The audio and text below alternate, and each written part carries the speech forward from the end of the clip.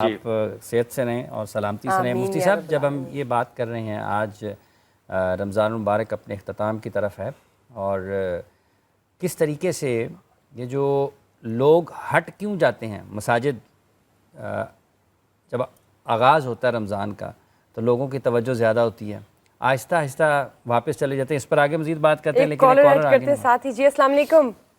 السلام علیکم۔ جی فرمائیے۔ جی میرا مفتی صاحب سے ایک سوال تھا عورتوں کی تعلیم کے حوالے سے، جی کہ یہ جو تعلیم حاصل کرنا ہر مسلمان مرد اور عورت دونوں پہ فرض ہے نا دین کے تعلیم کے حوالے سے، جی تو آپ کو آواز آ رہی ہے؟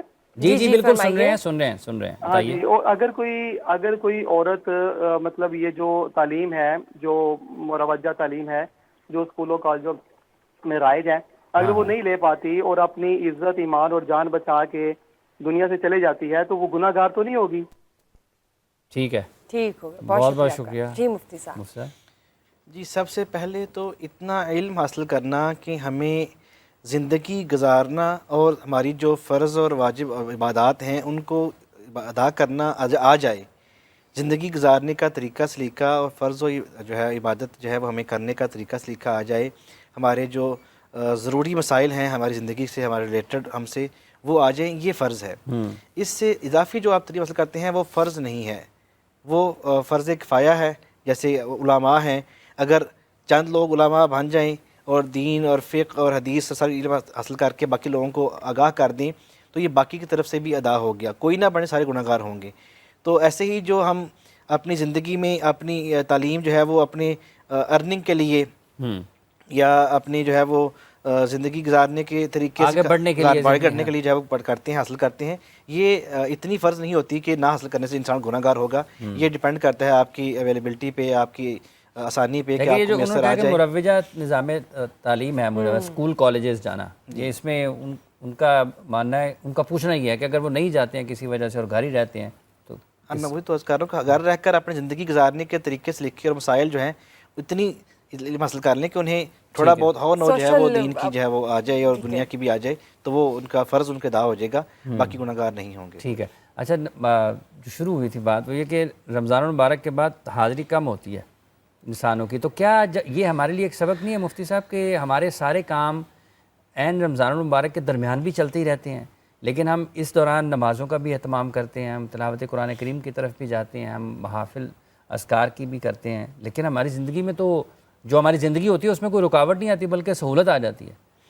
بالکل ایسے ہی ہے، یہ انسانوں کو یہ سبق بتانے اور سکھانے کا ہی رمضان جو ہے وسیلہ بنتا ہے کہ آپ کی ارننگ بھی چل رہی ہے، کاروبار بھی چل رہے ہیں، اسکول کالجز بھی چل رہے ہیں، ہر چیز چل رہی ہے، نماز پڑھنے سے، روزہ رکھنے سے کسی چیز میں کمی نہیں واقع ہوتی، لیکن اس کی ایک تو رمضان کی اپنی برکات ہیں جو کہ اس کے بعد ڈراپیج ہونی نہیں چاہیے۔ نہ جانے کیوں لوگ جو ہے وہ اس سے ہٹ جاتے ہیں، اور صرف رمضان ہی نہیں، عام زندگی کے دنوں میں بھی ہمارے اوپر نمازیں فرض ہیں۔ رمضان میں تو روزے فرض ہو جاتے ہیں نا، رات کو قیام جو ہے وہ آ جاتا ہے، سنت رسول ہے جی رات کو قائم کرنا، اور رمضان کو جو ہے وہ ایمان اور احتساب سے روزے رکھنا، ٹھیک ہے۔ صرف خالی کھانا پینا ہی نہ چھوڑنا چاہیے، ہمارے دیگر جو مذموم افعال اور اقوال ہماری منہ اور زبان اور ہاتھوں سے وہ بھی ختم ہونے چاہیے، ورنہ صرف بھوکا رہنا مقصد نہیں ہے روزے کا۔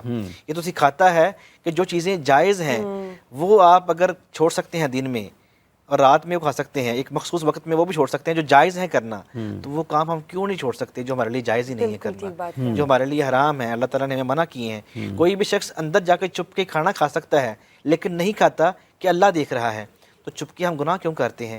تب ہمارا ایمان، ہمارا ضمیر کیوں نہیں بتاتا ہمیں کہ اللہ دیکھ رہا ہے؟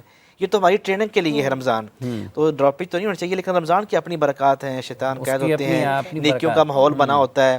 تو جیسے انسان گروپ سٹڈی میں سارے بچے پڑھتے ہیں نا، گروپ سٹڈی میں ایک پڑھائی کا سٹڈی کا ماحول بنا ہوتا ہے، تو ایسے رمضان میں سب لوگ نیکیاں کر رہے ہوتے ہیں تو دیکھا دیکھی اور بھی لوگ مسجدوں میں ماشاءاللہ رونقیں بڑھ جاتی ہیں، موٹیویشن جو ہے مل جاتی ہے، لیکن بات پھر وہی ہے، کمی آنی نہیں چاہیے۔ اچھا صاحب، یہ جو یتیم کی اصطلاح ہے، جیسے کہ قرآن کی آیات بھی ہیں کہ اس کے مال کے قریب بھی نہیں جانا چاہیے، تو ہمیں اب ہم بہت سارے 30-35 سال کے جو لوگ ہیں وہ بھی کہیں گے یار میں یتیم ہو گیا، میں یتیم ہوں، اصطلاح کیا ہے، کس عمر تک اس کا کہا جا سکتا ہے؟ جس عمر پہ انسان پہ جو ہے وہ نماز اور روزہ فرض ہوتا ہے، جو بلوغت کی عمر ہے، اس عمر تک جو ہے وہ جب بچہ پہنچ جاتا ہے، بچی یا بچہ، تو وہ یتیمی سے باہر نکل آتا ہے. جب اس کو اتنی عقل سمجھ شعور آ جاتا ہے کہ وہ اپنے اچھے برے کی پہچان کر لے، اور تو وہ پھر وہ یتیم کے لفظ سے جو ہے وہ نکل جاتا ہے. مطلب یہ 30 35 40 سال کے لوگ ہیں، ان کو خود کو یہ نہیں کہنا چاہیے، نہیں، ان کو یتیم نہیں کہلا سکتے یہ نہیں کہلا سکتے. جی یتیم کی اصطلاح ہے اس کے لیے. دین کی اصطلاح میں یہ نہیں ہے کہ یہ خود کو کہیں، وہ عمر وہی ہے جو آپ نے بیان کی ہے. اور اس کے بعد پھر نا کچھ لوگ سمجھتے ہیں کہ جو یتیم ہو، ہر یتیم جو ہے وہ مستحق کے زکوٰۃ صدقات ہوتا ہے. ایسا نہیں ہے. یہ یتیم تو بائی برتھ ہی جو ہے وہ کروڑ پتی ہوتے ہیں. اس کے والد نے ترکے میں اگر مالدار چھوڑے ہیں، مالدار ہیں، تو وہ مستحق کے زکوٰۃ صدقات نہیں ہے. ٹائٹل آپ نہ یوز کریں. جی، ایسا شخص جو ہے جو یتیم ہے لیکن وہ مستحق نہیں ہے، وہ مسکین نہیں ہے، تو وہ ہے وہ زکوٰۃ کا حقدار نہیں ہوگا. اس لیے جہاں پہ زکوٰۃ کے مصارف بیان کیے گئے ہیں وہاں لفظ یتیم نہیں ہے. انما الصدقات للفقراء والمساکین والعاملین علیہا. ایک میرا کویسچن ہے، مجھے بتائیں، جب یہ آپ دیکھتے ہیں این جی اوز جو ہیں ساری کی ساری جو خدمت خلق کے لیے کام کر رہی ہوتی ہیں، لیکن ان میں جو لوگ کام کر رہے ہوتے ہیں اور امپلائڈ اسٹاف ہوتا ہے جو سیلری بیسڈ ہوتا ہے، جی، ان پہ جو سیلری لگ رہی ہوتی ہے وہ کس فارم میں آ رہی ہوتی ہے؟ ابھی آپ نے جو آیت پڑھی ہے انما الصدقات للفقراء اس میں کہتا ہے والعاملین علیہا، اور اس میں جو عمل کرنے والے لوگ ہیں، کام کرنے والے لوگ ہیں، اس میں جو ملازم لوگ ہیں ان کے لیے خرچ کرنا جائز ہے، ان کے لیے جائز ہے. اور ان پہ لگ رہا جائز ہے، چاہے وہ بہت ہی مفتی صاحب آپ سے گزارش ہے کہ آپ چونکہ ہم افطار کی طرف بڑھ رہے ہیں، آپ کی بھی مصروفیت ہے، تو افطار کے لیے دعا کریں. جتنے بھی لوگ ہمیں اس وقت دیکھ رہے ہیں، آپ سب لوگوں کا بہت بہت شکریہ، آپ نے وقت دیا اپنا. اب آپ سے کل ملاقات ہوگی سحر میں. پروگرام کا وقت اپنے اختتام کو پہنچ رہا ہے. ہم دعا کے ساتھ اختتام کرتے ہیں، اس یقین کے ساتھ، اس امید کے ساتھ کہ آپ سے کل سحر میں دوبارہ ملاقات ہوگی. مفتی صاحب دعا کے لیے درخواست ہے. اللہم صلی علی سیدنا مولانا محمد وعلی آل سیدنا مولانا محمد بعدد من صلی وصام. ربنا آتنا فی الدنیا حسنۃ وفی الآخرۃ حسنۃ وقنا عذاب النار. یا رب العالمین یا ارحم الراحمین، ہمارے پورے رمضان کی عبادات کو، روزوں کو، تراویح کو، نوافل کو، سحری افطاری کے اہتمام کو، باری تعالیٰ روزے رکھنے کے عمل کو اپنی بارگاہ میں قبول فرما. یقیناً مالک اس میں ہم سے آمدن سہون کو غلطیاں کوتاہیاں ہوں گی تو اسے اپنی رحمت سے معاف فرما کے اپنی اعلیٰ بارگاہ میں قبول فرما. اس ماہ مبارک کو جو تیرا مہمان مہینہ ہمارے پاس آیا تھا، ہم سے راضی ہو کے جانے کی توفیق عطا فرما. اے باری تعالیٰ ہمیں زندگی میں بار بار یہ ماہ مبارک عطا فرمانا، اور اس کی ہر سال پہلے سے بڑھ کے اس کا انصرام اہتمام کرنے کی توفیق عطا فرمانا. یا رب العالمین ہمیں رمضان کے بعد بھی نماز پنجگانہ ادا کرنے کی توفیق عطا فرمانا. مسجدوں کی رونقوں کو ایسے ہی بحال رکھنا. اے باری تعالیٰ ملک پاکستان کی خیر فرما، اس کو ترقیاں عطا فرما، اس کو باری تعالیٰ قرضے سے نجات عطا فرما. باری تعالیٰ اہل اسلام کی خیر فرما، بالخصوص کشمیر اور فلسطین کے مسلمانوں کے حال تزار پہ رحم فرما. باری تعالیٰ اور مظلوموں کی غائبانہ مدد فرما دے.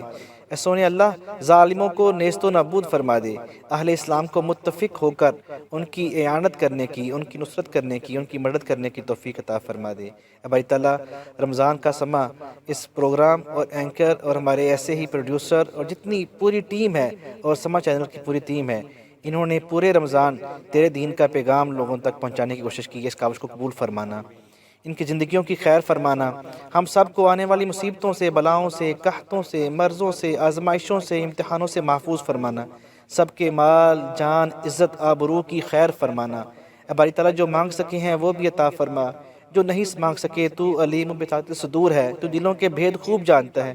ہم سب کی نیک دلی تمنائیں، آرزویں، التجائیں پوری فرما دے.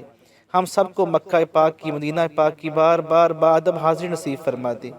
یا رب العزت دعاؤں کے لیے احباب کہتے رہتے ہیں، ان سب کو باری تعالیٰ ان کی نیک تمنائیں پوری فرما دے. ہم سب کو ہمیشہ اپنی بارگاہ میں جھکنے والا بنا دے، پریشانیوں سے بچا لے. یا رب العزت ہم سب کو اپنا مطیع بندہ بن کے رہنے کی توفیق عطا فرما دے، عبادت گزار بندہ بن کے رہنے کی توفیق عطا فرما دے. اے باری تعالیٰ ہمیں ایک دوسرے کے حقوق ادا کرنے کی توفیق عطا فرما دے. ایک دوسرے سے باری تعالیٰ حق تلفی کرنے سے محفوظ فرما لے. شریروں کے شر سے بچا لے، حاسدین کے حسد سے بچا لے، بری نظر سے محفوظ فرما لے. یا رب العزت اے باری تعالیٰ ہم سب کی عزتوں شرموں کی حفاظت فرما لے. اے باری تعالیٰ سب کے رزق حلال میں برکتیں عطا فرما دے. جو بے گھر ہیں ان کو اپنے گھر عطا فرما دے. اے باری تعالیٰ جو بے اولاد ہیں انہیں نیک صالح زندگی والی اولاد عطا فرما دے. بے روزگاروں کو نیک حلال طیب وسیع روزگار عطا فرما دے، روزگار والوں کے رزق حلال میں برکتیں عطا فرما دے، جو بیمار ہیں باری تعالیٰ گھروں میں ہسپتالوں میں سب کو شفائے کاملہ عاجلہ عطا فرما دے۔ باری تعالیٰ ہمارے جو پیارے دنیا سے چلے گئے ہیں ان کی قبروں کے باری تعالیٰ ان کے اوپر کروڑوں رحمتوں کا نزول فرما دے، ان کی بخشش فرما دے۔ باری تعالیٰ ہم سب کو بھی موت کو یاد رکھ کے اس کی تیاری کرتے رہنے کی توفیق عطا فرما دے۔ صلی اللہ تعالی علی رسولہ خیر خلقہ محمد وعلی آلہ وصحبہ اجمعین برحمتک یا ارحم الراحمین۔